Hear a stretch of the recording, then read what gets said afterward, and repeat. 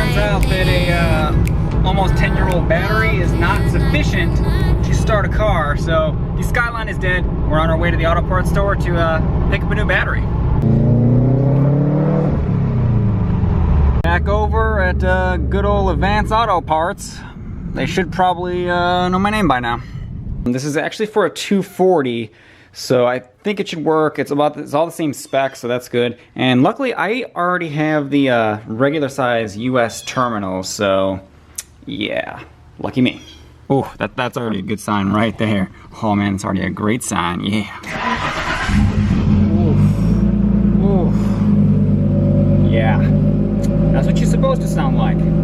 What's up everybody? Welcome back to the channel. Welcome back for another video. Now that we got this Skyline kind of fixed up and starting on its own power now, we're actually gonna go be meeting up with my buddy Quentin, who has a pretty cool project Widebody R32 that he's been working on. I haven't seen it up close yet, but I wanted to meet up with him, so we're gonna go do that now.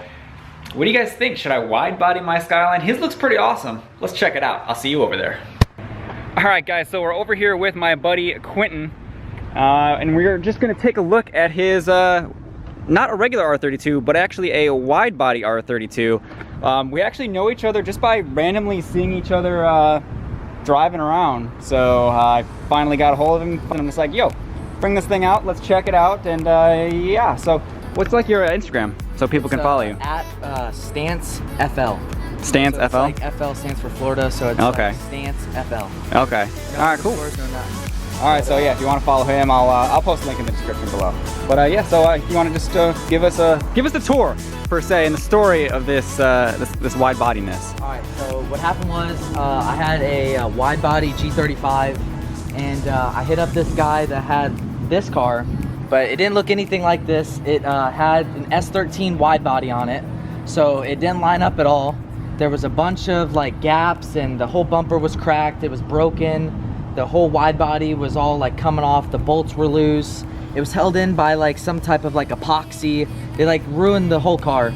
So once I got it, it was a straight up trade. Once I got it, the first thing I did was I got a knockoff blow-off valve from my friend for like 30 bucks so it could sound better, so it's not a stock blow-off valve.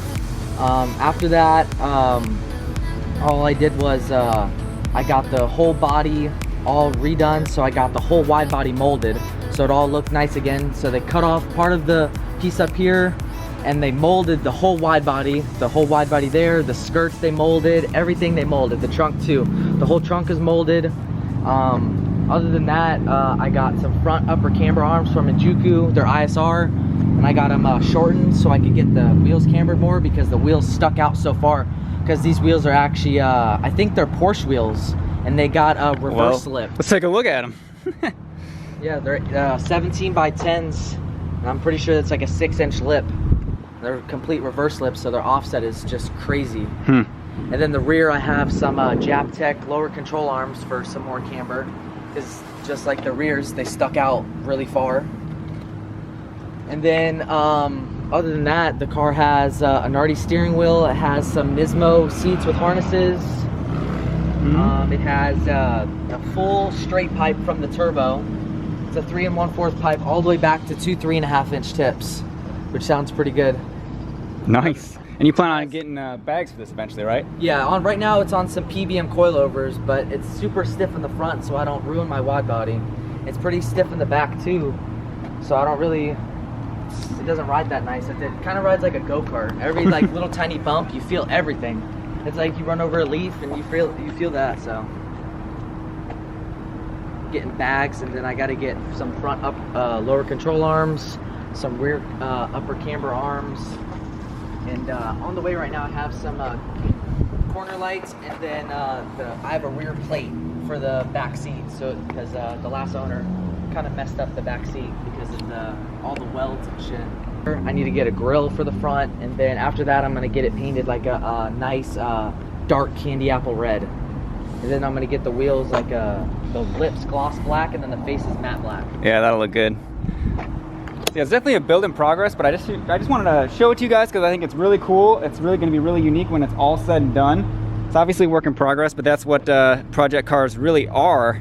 So if you guys want to see more of this kind of stuff on the channel, just let me know in the comments below, or the comments about what you think of this car and how cool is that wide body or not. So I think at this point, I think the only thing left to do is race. I think I could take him.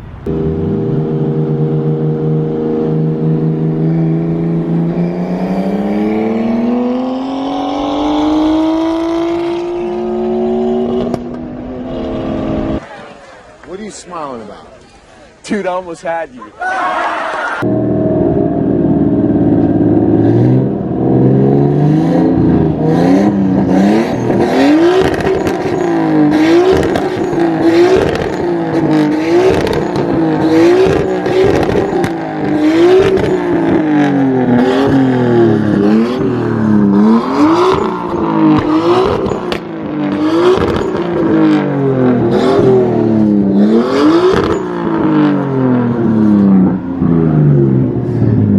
Sounds good, man. I see it. Catch you later, man.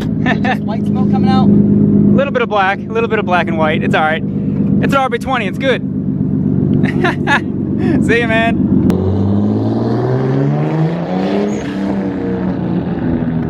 It's a pretty cool wide body build, guys. I was legitimately about to get in the wrong side of the car again. You guys saw that on camera. It still happened. Yeah, I know, guys. In the comment section below, I'm gonna get blasted. That was probably the worst race ever. I was holding a camera. Both cars are fairly slow. You know, guys, I think now is an effective time to end this video. We have a few other things going on tomorrow as well, so I need to get some rest and eat some dinner because I'm starving. So if you guys are new to the channel, don't forget to hit that subscribe button, throw this video a thumbs up, and we'll catch you on the next video. Peace.